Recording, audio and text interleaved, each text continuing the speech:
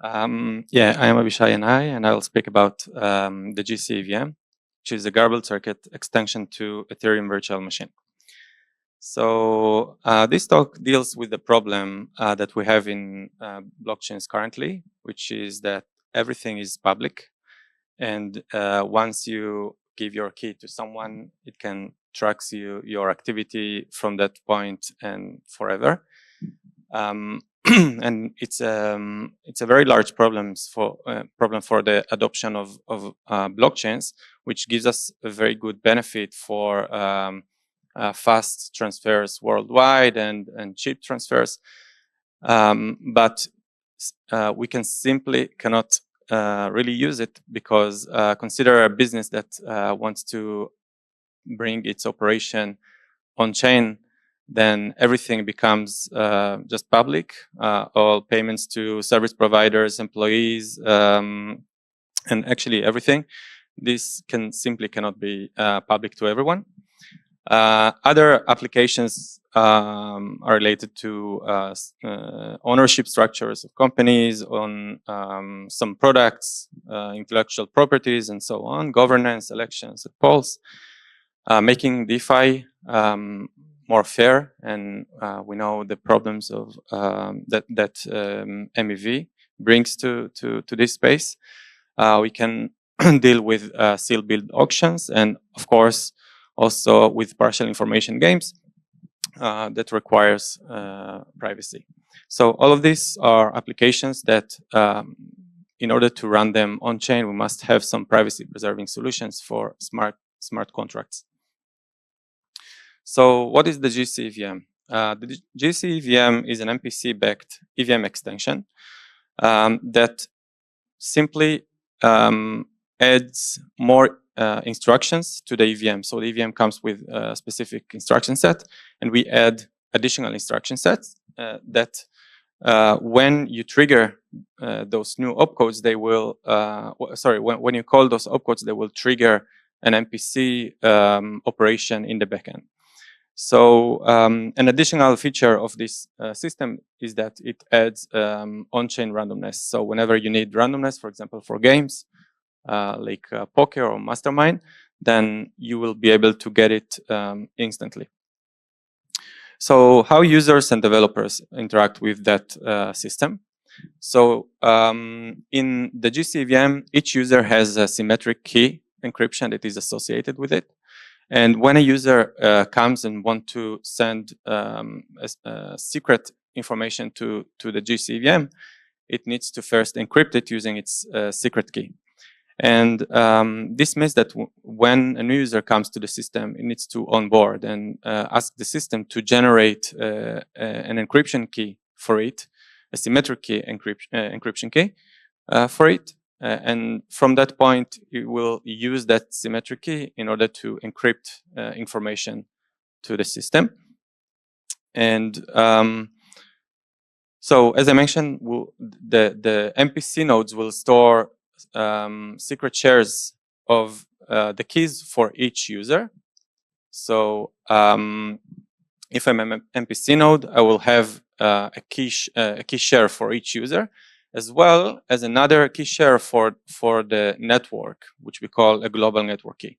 So we use the user's key in order to do encryption and decryption specific to the user. But the global network key, we use it in order to store information for inside a contract state if we need to use that state in later stage. I'll show you the flow in a bit. Finally, developers, if they just migrate their smart contract directly from Ethereum to the gcEVM, it will work just fine because it's the same VM underneath, but it still will not have privacy. It's not automatic. To have privacy, the developers need to adjust their smart contracts a little. So, for example, if they want to preserve privacy for an edition, they will need to change from simple edition to our secure edition. So if we look at the execution layer, then we distinguish between three types of encryptions. So we call it input text, garbled text, and ciphertext. So ciphertext is the thing that we all know what it is, just the result of the application of encryption on some plain text. But there are two other types of ciphertext that we want to consider. One of them is input text. This allows users to input new information to the system. And garbled text is a form of encryption that allows us to do some operations on the ciphertext. So the overall flow will be as follows. So users will send transactions to the gcEVM execution layer, and those transactions will include both input text and plain text. So the idea of input text is that they contain a ciphertext as well as a signature on the metadata of the ciphertext. And metadata contains the address of the sender as well as the destination of that ciphertext, which is the contract address as well as the specific method that the user wanted to call.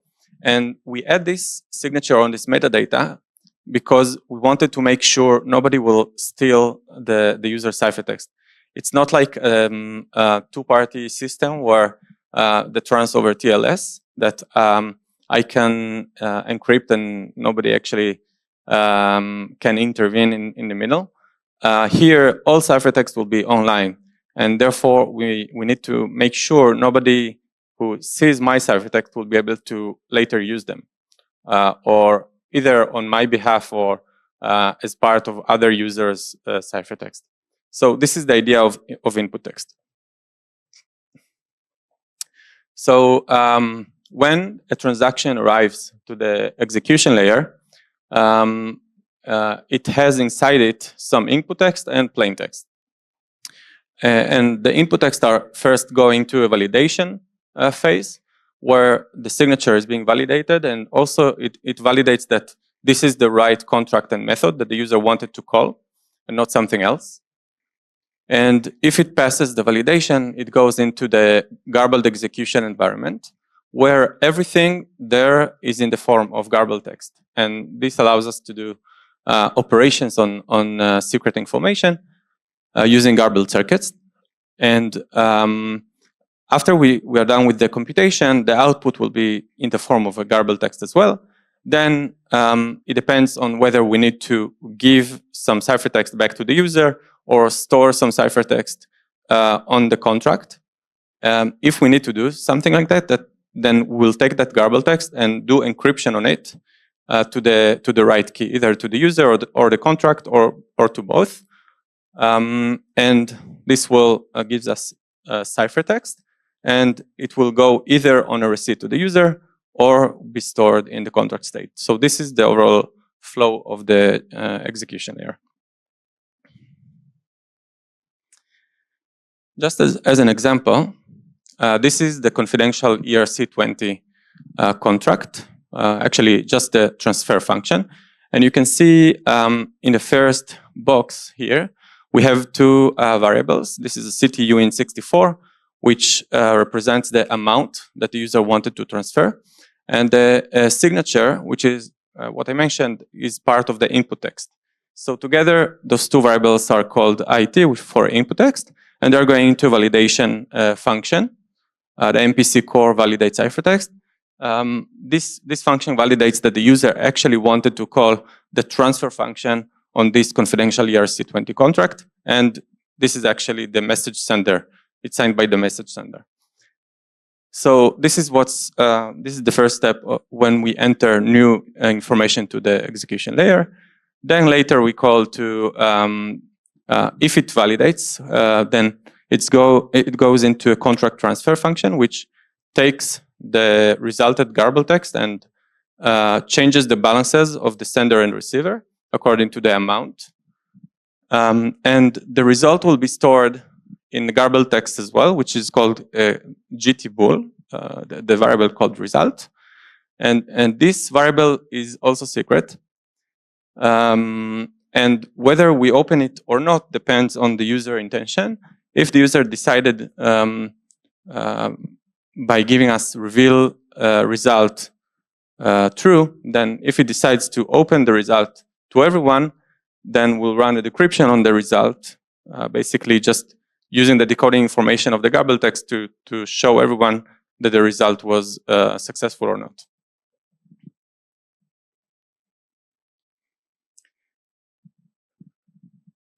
This is how the entire network looks like. So after users send transactions to the network, they first get into a sequencing subnetwork. These are just simple nodes. Everything, by the way, runs on fork of Go Ethereum. So when transactions arrive to the network, they first get into a sequencing subnetwork, and the sequencing subnetwork just generate something we call red blocks or non-canonical blocks. These are blocks that represent just blocks of transactions that are not executed yet. It means that it needs to get to a second phase of execution, where those red blocks become black blocks, which means they are canonical block or blocks after execution that actually changes the state of the chain. And the reason we separate both sequencing and execution is actually inherent to all MPC-based networks. And the reason is that sequencers cannot make blocks final.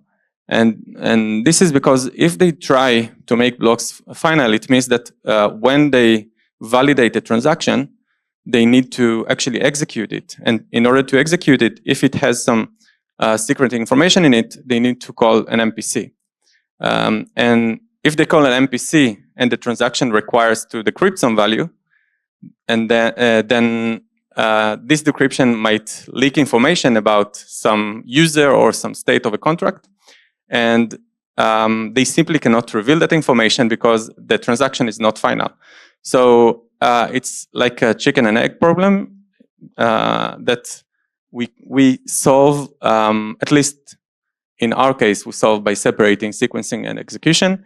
Here, we first sequence transactions into blocks. We don't execute them.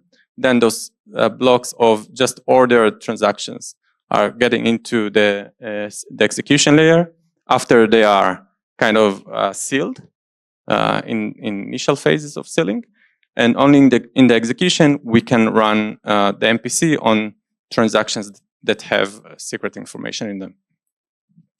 So here in the execution layer, we have, as you can see, two types of machines. We have in the lower layer the garblers, and in the upper layer the MPC evaluators. And I will talk about it a little bit in a bit. So I would say that most of the audience know what garbled circuits is, but I'll just make a brief intro to it. So so as you know, in MPC and in FHE, for example, then we present functions as circuits. Then we do the same here with garbled circuits. Consider an AND gate that has two input wires, A and B, and one output wire. Then the gate will look like this. So all combinations of bits on A and B will take us to 0, except in the case where A and B equal 1. When we translate it into a garbled gate of the AND gate, then we have that the garbler generates two possible keys for each input wire. So for A, it will have A0 and A1, and they just encryption keys, so they look random. And A0 will represent the value 0, and A1 represents the value 1. And the goal is that when we give one of the keys on each input wire to the evaluator, as well as something called garbled gate, the evaluator will be able to obtain the correct key for the output wire under the same functionality as an AND gate. So, for example, if it has A0 and B0, it will be able to obtain C0 in the end. If it has A1 and B1, it will be able to obtain C1 in the end.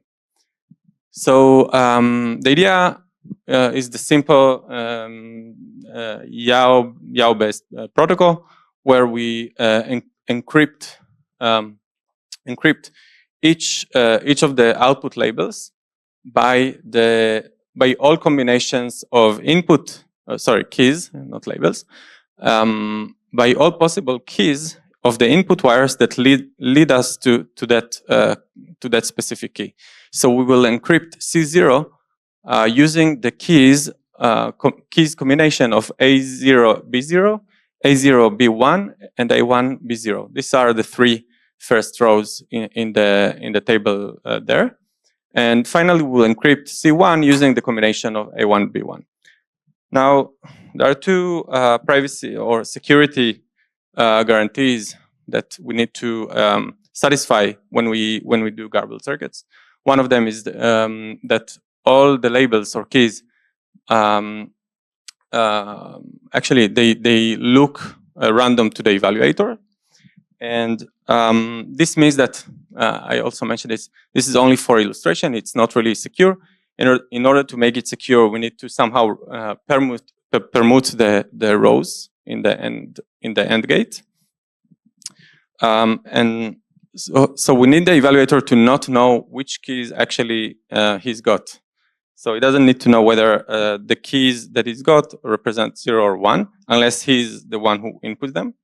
And authenticity means that the evaluator will not be able to obtain the different output key.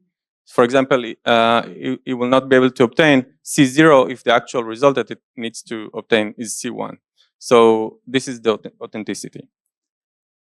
In two-party computation, we use garbled circuit by having the garbled function and sends to the evaluator the following. It will send the evaluator the function, the garbled gate, after doing the garbling and generating a table like I showed you before. And for each input of the garbler will send the right keys. So here the garbler knows the keys for A and B, but not the correct key for wire X. This is a special gate called OLE on bits. It doesn't really matter what it does. To obtain the correct key for X, the evaluator will need to run the oblivious transfer subprotocol, and then after it got the three keys, it can evaluate the garbled circuit on those keys and use the decode information in order to translate from the key on the output to the actual value that it represents. So this is the very high-level overview on how 2PC with garbled circuit works. Now, for gcEVM, when we want to extend it to multiple parties, we could go with the approach of multi-party garbling that has many works in the literature. But the problem that we were tackled there is that in all of them, the computation as well as the garbled circuit size, it increases with the number of parties. And at some point, it becomes not very efficient. And what we wanted to maximize here is the runtime online. So whenever we got some computation, when we got a block of transactions, we want to be able to run it as fast as possible. So, so the approach we took here is that we can go with the two-party case that I mentioned before and separate the roles of the garbler and the evaluator and distribute each one of them separately. So we'll have a bunch of garblers, and actually in practice it will be a bunch of committees of garblers and also a bunch of evaluators. Each one of those groups will have different threat models. This is actually gives us the flexibility to have different threat models on these two groups. And the idea is that garblers will work continuously on generating garbled circuits, spit them out to the group of evaluators, and the evaluators will store a database of garbled circuits they got offline from the garblers. And only in real time, when we got some block of transactions that require to compute transactions with privacy, they will consume those garbled circuits and run those transactions. So yeah, so the idea is based on the following on the following feature, which is called soldering, that we can apply to garbled circuits. So soldering allows us to take several garbled circuits and stitch them together into one garbled circuit that does a bigger functionality, for example. So this idea is being used by our solution by having the garbler generate many garbled circuits for each opcode of the EVM. And the garbler doesn't need to know anything about how those garbled circuits will be used. So the garbler works in completely offline manner, and only in the online phase, or actually in real-time computation, when we know what we want to do, what is the function that we actually want to compute, the evaluators, they will take a bunch of garbled circuits depending on the function, and they will stitch them together in order to represent the actual function. So for example, if the function is transfer, as I mentioned before, then that function will be represented by smaller garbled circuits. Each is doing one simple operation. So for example, greater than or equal, or addition and subtraction. And finally, MOOCs on whether the transaction was successful or not. There are two types of soldering that we can do. One type of soldering is called online soldering. It means that, for example, if you take the result of the GTE gate or GTE gadget, then only when you get the key on the output of that gadget, you will do the soldering with the MOOCs gate, MOOCs gadget specifically. And this is online soldering. It means that only after having a key on an output wire, I will solder it with the next wire. Online soldering is working, but it will take us some communication rounds to do those soldering, and we don't want to spend communication rounds in online. This was the whole point of going to of actually using garbling. So the idea is to use something called offline garbling, and all those arrows that you see, the blue arrows that connect gadgets together, we can actually do the soldering all in offline. We don't need to know what is the active key of the execution. We can already connect wires one another in an offline phase before we know the computation result. And this will save us a lot of communication rounds in the online phase, because we can do something called pre-execution on the block and see which gadgets should be connected to which other gadgets, and connect all gadgets at the same time before we actually run the block. Final feature that we can achieve using the garbled circuit approach is public verifiability, which is a way to ensure that the computation was done correctly, even without participating in the protocol itself. So even if I'm external party, we just see what the MPC parties are doing, I will be able to check that they are doing it correctly. And this is important in blockchains because we want to make sure that nobody steals our funds. This is a basic feature that we want. And we can achieve this using garbling by adding some additional material to the garbled circuits. And specifically, we add homomorphic commitments on the permutation bits that will later allow verifiers to re-execute the entire circuits the entire garbled circuits, and also make sure that the soldering was done correctly. So the gcEVM is first deployed on Kotlin network, and it has several features.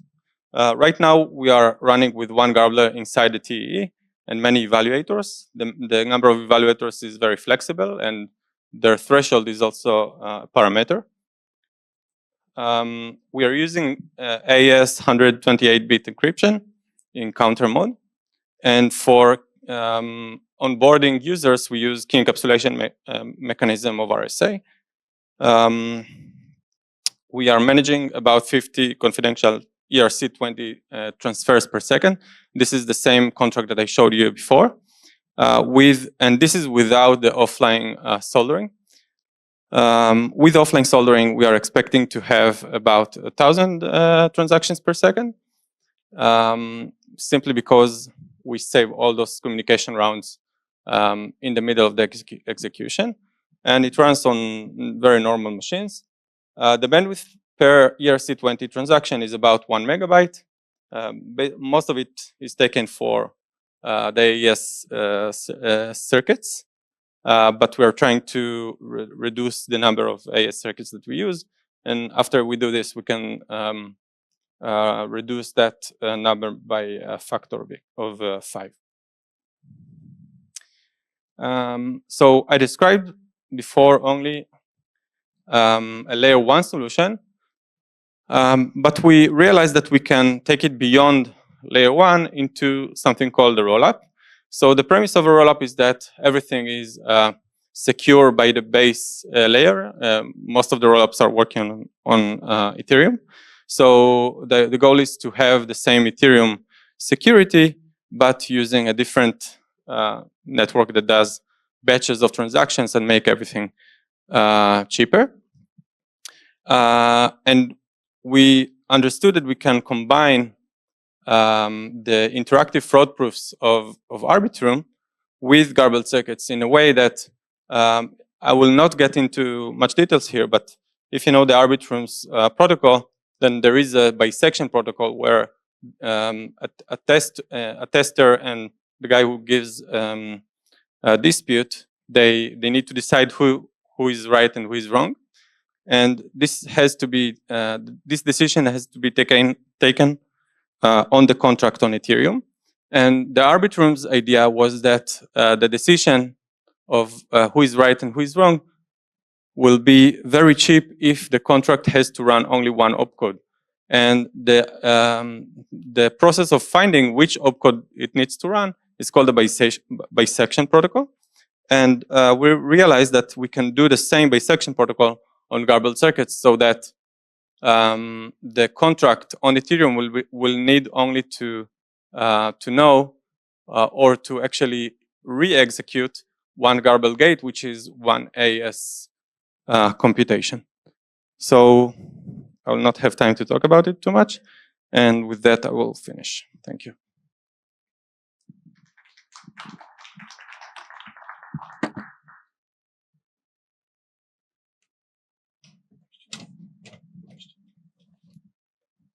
Floor is open for questions.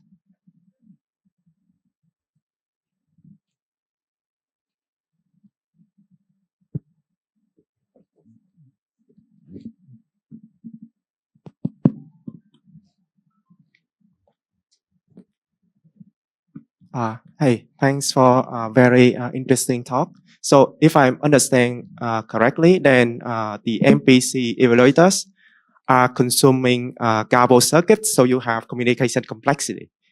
And then you're executing the evaluator using secret sharing base, so you also have route complexity. So you are just taking like the worst of the two. So we have secret sharing on all the keys. So for example, in two parties, the evaluator gets the correct key on a wire by running oblivious transfer. And in our case, the garblers will both publish the garbled circuits, as well as give secret sharing on each on each key. of a wire. So they will do secret sharing on both keys, both for the 0 key and the 1 key. And only in real time, the correct key will be revealed to everyone. So that phase is actually replacing the oblivious transfer, and it takes us right now 3 rounds of communication. And right now we are doing online soldering, but when we do offline soldering, then all these 3 rounds of communication can be used for the opening of all keys for the entire big circuit, for all small gadgets that we combine together. So overall, at least theoretically, we can spend 3 rounds of communication for the entire block, and then everything will be run locally. Okay. So you also have like constant route property in the evaluation phase. Okay, thanks. Yeah. I have a second question. So because like you are using the public verifiable transcript technique for making the execution verifiable, right? Sorry, I didn't get it. So you commit to the labels for using homomorphic encryption commitment scheme like maybe Patterson, so that the verifiers can re-execute everything, like don't know the actual input, but still knowing that the circuit is executed correctly. But like because like it is group operation, so it is very, very costly.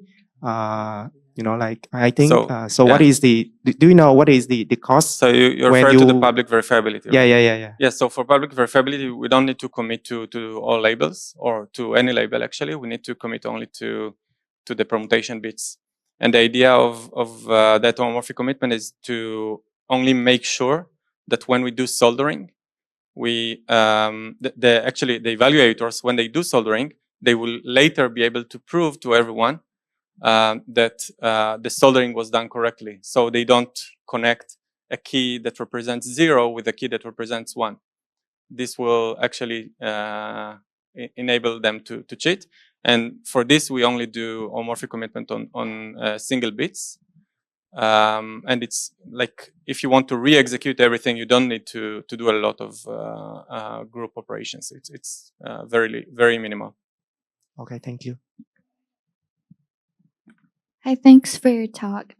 So is it accurate to say that for each execution, we would need to consume a bunch of garblings?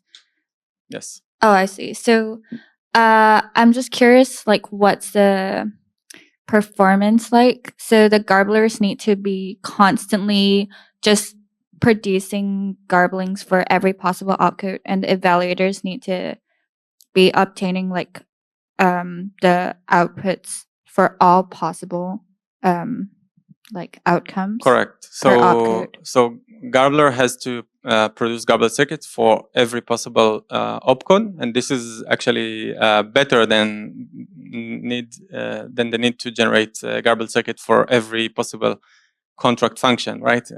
So this would be very wasteful. Currently, the Garbler, we wanted to make it like extremely secure, and it's inside the TEE, so that nobody need to actually talk to that Garbler. It only spits information to the public, so no ingress information is coming to that machine. So the Garbler is not even aware of which garbled circuits were consumed or not. This will, and so it might generate garbled circuits that will just go to the trash bin. They will never be used, and there is no database to even hold them. Just because maybe it generates a lot of division circuits that are not used that frequently. But we are planning on having the Garbler more aware on what will happen on chain and adjust the rate it generates garbled circuit on each opcode, so it will be less wasteful. Thank you. Excuse me. Hi. Yeah. Hi. Yeah. Interesting talk. Very nice idea. I think one limitation I can see is the bandwidth. So just in like a transfer is taking up like 1 MB, right? Yeah. So the highest bandwidth, like the bandwidth is mainly because of encryption decryption subcircuits. Right now we use AES, which are quite expensive. There are many, several ways to actually decrease the bandwidth. One of them is to use a different PRF that is more efficient. Another would be to make the evaluators stateful. So right now the transfer, it needs to perform 5 encryption and decryption garbled circuits to evaluate them. And we can reduce it to only 1 if we allow evaluators to be stateful and store garbled text instead of ciphertext, basically. This is also connected to the first slide. This is just a simple idea that allows us to decrease the bandwidth about 5x. And we'll think about more ways to improve this. One of them would be to use more efficient garbling schemes that allows us to do some arithmetic operations on instead of only Boolean operations. Yeah, following up on that. So let's say 10 years down the line, 5 years down the line, there's some like advances, more efficient protocols. So how do you plan on updating those in a live blockchain? I didn't get the question, but I'll be happy to talk to you offline. Because thank you.